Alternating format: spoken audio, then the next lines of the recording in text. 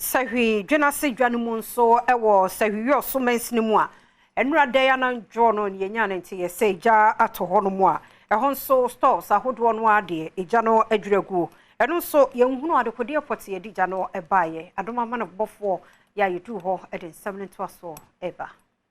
Eja eto Sewhi Dwenase edwomunu enam so amomanfo ejapade asese de ekobaye ema ejei eto omanfo ejapade mu besine ema meto odwa ampenifo eguso eyemu nhwehwemu Sewhi so Fire Service Commander DO2 Joseph Amehi enene Adom News Central for etwetwe nkomo efa eja hyehye no. We received a distress call around 9:10. So we dispatched our tender with a crew of 6. Within 3 minutes, we were at the scene of the fire. When we came,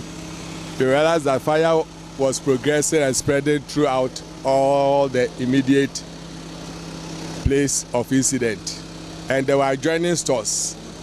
So at the end of the day, what we did was to check the fire spread. And we were able to check the fire spread and contain the fire from spreading to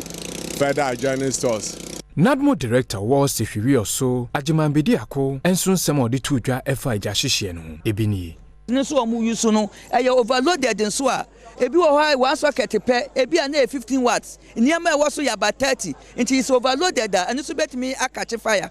ena inflammable materials e de yesili ni ade no ye besere se materials ni bi wo ho nso a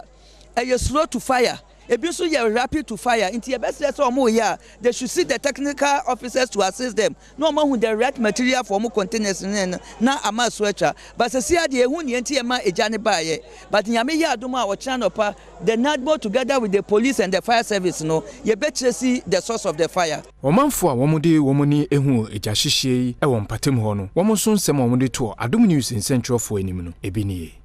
na me call omo office nti me du kokrom na me hia omo a no amoba na me omusan omachi nti eduru anu ma say omutumi ndum eja no emra light ye den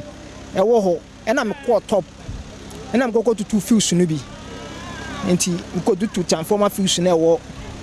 ayi ho no e de power no ba market ya no me say na me ko tutu ye na eja no aso bububububububu afi ye bedu ha ne ehia moa ye nya moa fire service won bedu ha so a ka no mo ye esuo no be se ne be ba na che nti moa kakra ye boa ne samanfo pie water e wo fom no ene so abae